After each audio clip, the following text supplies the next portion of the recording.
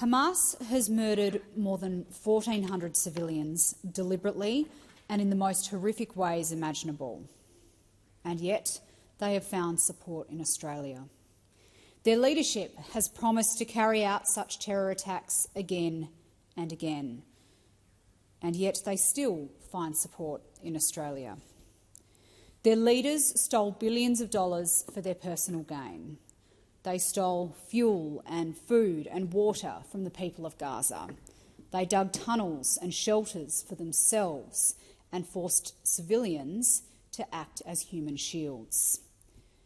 And their leadership says openly to the world, nobody should blame us for the things we do.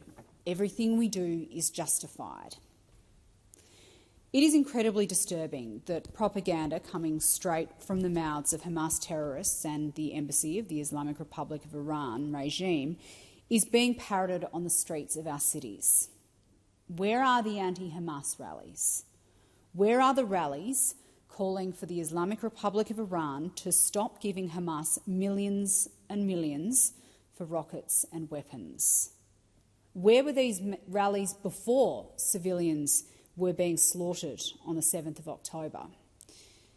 We have always known that the IRI regime funds and trains Hamas, not to help the people of Gaza, but to hold them hostage and to create terror and war. It is unfathomable that the most deadly attack on Jewish people since the Holocaust has also launched an outbreak of open anti-Semitism in Western democracies, including here in Australia. Our leaders must address this anti-Semitism unequivocally and without qualification. No deflecting, no changing the subject, no pretending that you can't see it. It is shameful that here in Australia, members of our Jewish community now fear for their safety and the safety of their families. It is very clear that there is a minority in this country which wants Hamas and its backers to be successful in defeating Israel. There is an even larger number who either don't know or don't care that they are repeating word for word the propaganda of Hamas and their backers in Tehran. Why do we see time and again posters showing the faces of the missing children and civilians held hostage by Hamas being torn down and defaced? There is no possible justification for such callous hatred.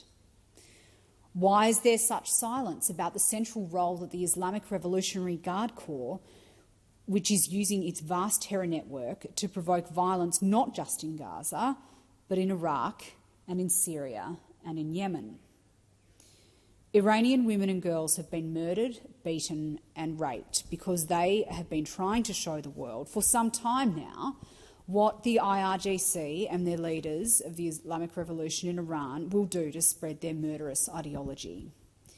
Instead of isolating this regime and cutting off its financial resources for terror, the IRI regime has been able to profit and gain leverage from their abhorrent behaviour. This regime openly calls for Israel to be destroyed. They want chaos and violence across the Middle East, and they want the power and status of being at the centre of this violence.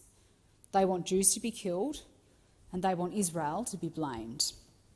And it is appalling the extent to which they are getting what they want, not just in the Middle East, but in the propaganda and the hateful rhetoric which was being spread on our streets. Stop giving the funders and promoters of hate what they want. Stop absolving them of blame for the horrors which they themselves pay for and openly celebrate. Khamenei and Hamas leadership are celebrating the propaganda victory of the rallies on our streets, which are making our Jewish community feel so threatened. Please stop giving Hamas and the IRI regime what they want. Just like Nazi Germany, Hamas and the IRI regime are using anti-Semitism to grow their own power by creating war and terror.